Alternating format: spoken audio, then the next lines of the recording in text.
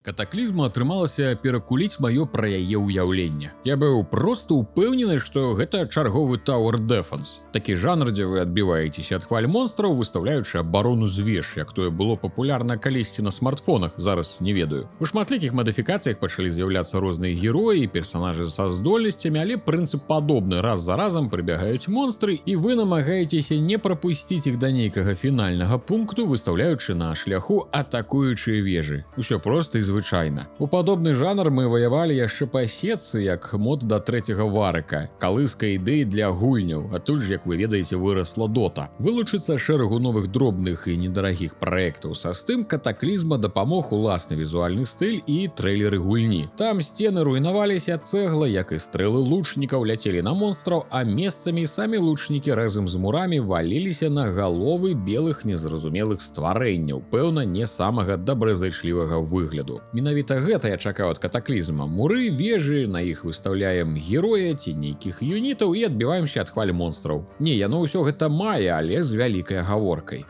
Гэта не толькі аказалася не зусім Tower Defense, бо тут самыя чыстыя элементы стратэгіі, дык і ў меншай ступені Tower Defense, бо гэтых самых Tower, веж тут няма. Не, ну яны ёсць, але не як юніт са здольнасцю наносіць пашкоджанні, а створаныя, абмежаваныя выключна вашай фантазіі муры крэпасці. А вось страляць з іх будуць якраз звычайныя юніты-чалавекі. Карацей, гэта той выпадак, калі я толькі рад быў памыліцца, бо тое, што мне адкрылася па у разы пераўзышло мае чаканні, і гэта крута, але пра ўсё пакрысе. Адзін з першых вельмі нечаканых момантаў, калі гульня замест таго, каб выправіць мяне ставіць абарону, прапанавала спачатку разабрацца з эканомікай, якая будзе сілкаваць вашу абарону як рэсурсамі, так і салдатамі. Усё як трэба: будуй лесапільні, каменяломні, здабывай рэсурсы, казармы для найму салдат, жытло для насельніцтва, ну і асобныя для гульні рэсурсы, паветра і туман. Іх наяўнасць абумоўлена сюжэтна. Нават сюжэт, рэсурсы і візуал звязаны разам не для птушкі і тлумачэння прычын крыважэрнасці ворага ці існавання новых рэсурсаў, а як сапраўды працуючыя разам элементы. Жыло было каралеўства, вумнае, разумнае, і ў залатыя свае часы батон на масла намазвалі, ды каўбасы без хлеба елі, але неяк па свеце пачаў распаўсюджвацца жудасны туман з не менш жудаснымі стварэннямі ў яго глыбінях. Людзі ад таго туману беглі ўсё далей і вышэй, пакуль не засталася толькі адна самая высокая гара, на якой яны і зладзілі апошні аплот барацьбы і выжывання. Мала што ў туман не схадзіць у дзень па ягады і грыбы, дык поскудь з яго кожную ноч ладзіць рэйды на бедных чалавекаў. Магчыма, гэта тая самая будучыня, якая б чакала чалавецтва, калі здзейсніўся сцэнарый Стывена Кінга з аповесці «Туман». Там, нагадаю, людзі таксама трапіліся ў аблогу непрагляднай імжы, адтуль розная пачвара да іх цягнула крыважэрныя шчупальцы і іклы. Дарэчы, вельмі добрае кіно 2007 года. Дык вось, у ар'ергардзе гэтых самых людзей на гары ёсць Айрыс. Маладая жанчына са звышнатуральнымі здольнасцямі і магічнай жамчужынай у грудзях, паходжанне якой не зусім зразумелае. Жанчына гэта апантана выратаваннем чалавецтва, і разам з ёю мы накіруемся ў экспедыцыю, каб нарэшце знайсці магчымасць выратаваць усіх тых, хто застаўся. Паверце, сюжэт тут не столькі просты, колькі не перагружаны лішнім, нават са сваімі паваротамі і таямніцамі, а агульная атмасфера бязвыхаднасці, нават у візуалы, добра пасуеце апавяданню і адчуванню. Стаўлю залік. Галоўная тут кампанія, вядома, хоць і заяўлена 15-20 гадзін, пад свае 40 я дакладна патраціў з задавальненнем. Нават на адной з перадапошніх місій я быў вымушаны знізіць складанасць з высокай на сярэднюю, бо ніяк не атрымлівалася справіцца з хвалямі монстраў. А на фінальнай місіі я прасядзеў, напэўна, гадзін 6-7 агулам. У асноўным тут заданні будавання базы і абароны разам. Таксама сустракаюцца і проста абароны, дзе вам трэба толькі займацца праектаваннем муроў і грэматнай расстаноўкай байцоў. А ёсць і місіі рэлаксы, каб вы трохі расслабіліся, больш сюжэтныя, дзе вам трэба паболтацца па карце, пашукаць тое-сёе. Памятайце, як тыя же місіі з трэцяга Варкрафта, дзе мы ходзім то за Артаса ці за Трала без будавання. Разнастайнасць місій таксама заносіць максімум плюсы. Дык у чым увесь геймплей? А то я хаджу нібыта ўвесь час побач, але пра яго так яшчэ і не сказаў. Асноўная задача не даць хвалям монстраў дайсці і разбурыць нашу ратушу.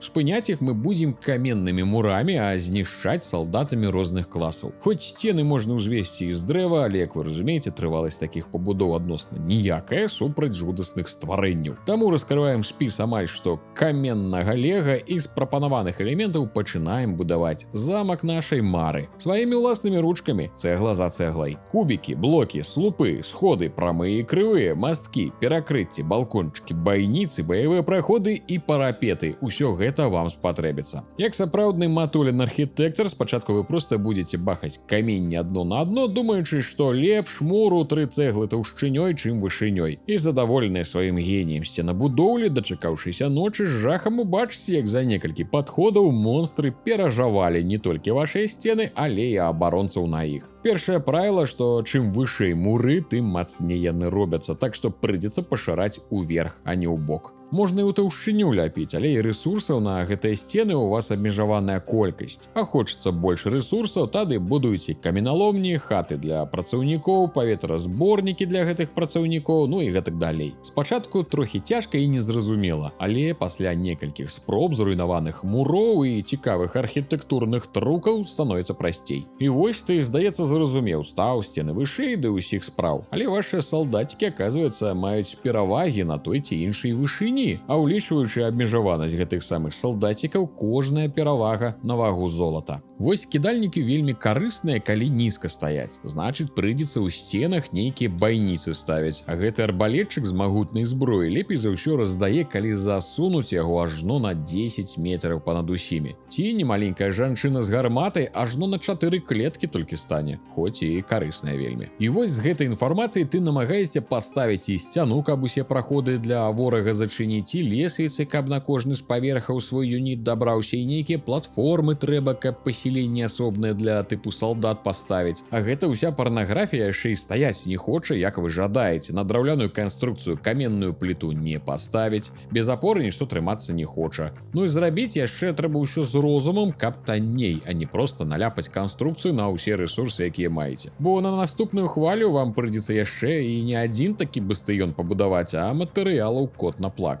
А пачняце эканоміць, хутчэй за ўсё паставіце нешта менш трывалае і бяспечнае. Так што прыйдзецца праявіць геній тактычна-інжынернай думкі. Вялікім плюсам з'яўляецца наяўнасць рэжыма паўзы, у якім вось гэтай усёй праектыроўшчынай займацца можна без абмежаванняў, і ў гэтым жа рэжыме замяняць адразу пад нагамі байцоў кавалкі сцяны на свой густ. Вядома, калі адціснуць паузу выпадкова, палятуць вашыя жаўнерчыкі ўніз. Будьце пільныя. Каб вам была зразумела важнасць часткі праектавання і паўзы, можна паглядзець на статыстыку майго фінальнага раунда. 60 хвілін рэалтайма з бойкамі і 4 хвалямі і 6 гадзін на праектаванне і будоўлю абароны. Вядома, гэта апошняе, але ад 2 до 4 гадзін на місію, у залежнасці ад складанасці, на будаванне вы змарнуеце. Асабліва, калі вы такі шматулін геній і тактыкі, як і я. Справа ў тым, што тут існуе круцейшая функцыя захоўвання канструкцыі, якую можна проста паўтарыць. Яна па сутнасці загружаецца ў Steam Workshop. Вось, напрыклад, моя гатовая база сцяны пад кідальнікаў і лучнікаў адразу з пачатковымі паляпшэннямі, якую я калісьці зарабіў. Захаваў і з яе часта пачынаю, каб проста не рабіць адно і тое ж. Вядома, на хаду мадыфікуючы і дабудоўваючы нешта адпаведна задачам. І гэта, вельмі разумна. Яшчэ там можна ўзяць нейкія гатовыя рашэнні ад іншых геймераў. Я не моцна лазіў, узяў некалькі, каб проста не марнаваць час, як,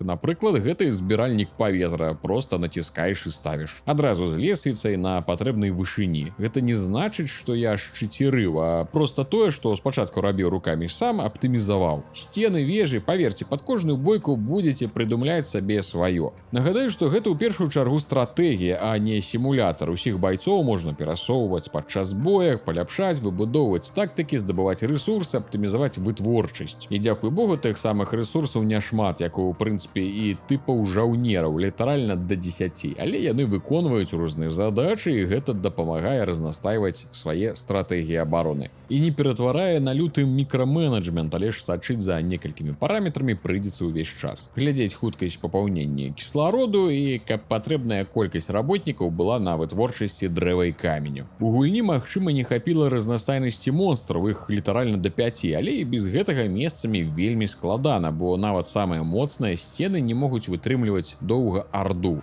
Таксама хацелася бы хоць нейкіх юнітаў, якія маглі б, напрыклад, прымаць удары ў разломах сцену рукапашную, такое бы моцна ўзбагаціла стратэгіі і відовішчнасць баёў. Але ж гэта не столькі мінусы, колькі ідэі для сіквела. У частцы пабудовы базы не хапіла хоць самай лёгкай агульнай інфармацыі, колькі і дзе працуе работнікаў, бо правяраць іх па лесапільнях і каменаломнях трэба ў кожнай асобна. А да гэтага можна лёгка згубіць лучніка ў якіх кустах і забыць пра яго, бо ніяк не падсвечаны і нідзе не ўлічаны. Ніякай інфы пра вашу армію тут няма, толькі агульная колькасць. Усё будуецца лёгка, нават у самых складаных месцах, без нерваў. Але можна цалкам выпадкова выдаліць частку сцяны гатовай канструкцыі, бо не ўбачыць, што працуе інструмент выдалення. Ён папярэдзіць, калі выпадкова торкнуць на будынак, але з мурамі і вежамі гэта не працуе. Некалькі разоў я сапраўды загружаў мінулае захаванне, бо падчас складанай хвалі літаральна выпадкова зносіў частку фортыфікацыі, калі проста хацеў вылучыць групу лучнікаў. Па сутнасці, катаклізма гэта злучэнне стратэгіі і лега, у якім прыйдзецца добра папацець і якое шматграннае. Яна часткова стратэгія з базай, рэсурсамі і развіццём. Гэта нават вельмі часткова ролевая гульня, бо наша Айрыс можа атрымліваць паляпшэнні, ёсць дрэва навыкаў і пункты досведу. Гэта Tower Defense, бо мы змагаемся з хвалямі монстраў і сімулятар сярэдневяковага ваеннага інжынера, бо будуем уласнымі рукамі фортыфікацыі, канструкцыі любога памера і формы адпаведна нашаму бачанню абароны ў межах прапанаванай фізікі гульні. А ўсё гэта разам звязана ў агульную візуальна-апавядальную канцэпцыю адчайнай барацьбы за апошні кавалак зямлі, дзе за спінай больш нічога няма і няма куды болей адступаць. Катаклізма зачапіла надоўга, і я праводзіў у ёй гадзіны планавання абароны з вялікім задавальненнем. Тузаў гэтыя блокі ўздоўж і ўпоперак, спрабаваў так і гэтак, правяраў розныя тактыкі і бывала руйнаваў цэлую сістэму, якую ладзіў гадзіны, бо прыдумаў нешта больш цікавае. Задавальненне ад адбітай моцнай атакі, бо ты прадугледзеў усё правільна, вялікае. А яшчэ больш вялікае, калі ты зрабіў ланцуг абаронных пабудоў на выпадак прарываў, а яны не здолелі прадрацца і праз першы. Адчуваеш, што магчыма за 30 гадзін ты сапраўды трохі пачаў разбірацца, што і як тут працуе. Катаклізма будзе вас выпрабоўваць, і гэта крута. Параю ўсё ж узяць адразу складаны ўзровень, на якім вы хутчэй будзеце навучацца, і ў адрозненне ад герояў гульні у вас будзе хоць куды адступаць у выпадку паразы. Будуйце і глядзіце, як усё бурыцца, бурыце на галовы монстраў, бурыце і будуйце зноў. Аматарам стратэгій, планавання і вось гэтага ўсяго строга рэкамендую. У Беларусі даступна і каштуе зараз на зніжках ад выдаўца да $10.